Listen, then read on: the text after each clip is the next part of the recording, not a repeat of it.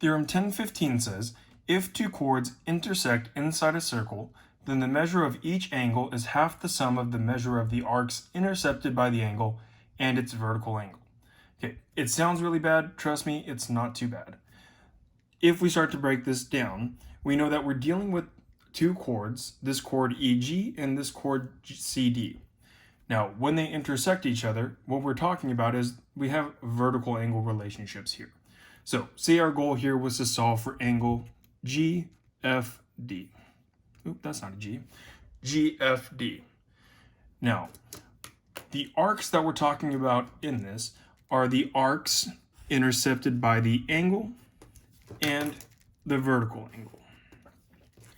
Now, if we're solving for angle GFD, then the angle that is the arc that is intercepted by this angle would be this arc GD. Now, the angle that is vertical from GFD is this angle right here, CFE. Now, these are vertical angles. We know they're congruent. And the arc that is intercepted by angle CFE is this arc CE. So, those are sort of the pieces that we're talking about in this theorem. Now, if we read this, it says that the angle is half the sum of the measure of the arcs. Well, sum just tells us that we're going to be adding some things together.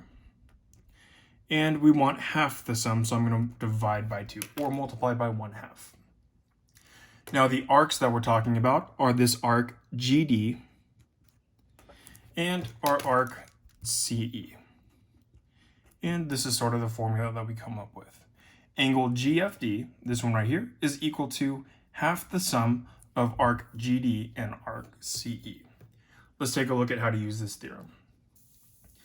If we take a look at an example problem like this, it's a little bit trickier, but we can still manage.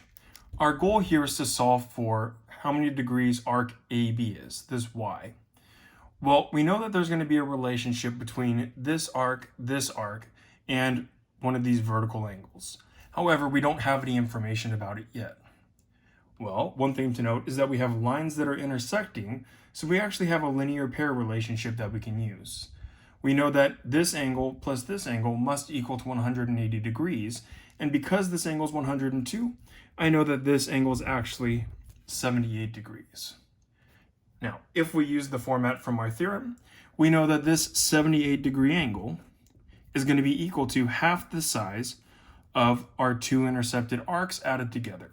So that's y plus 95. That's our setup to solve this problem. Now, if I want to start solving for y, the first thing that I'm going to do is cancel out this 1/2. That's a divides by 2. So I'm going to multiply both sides by 2.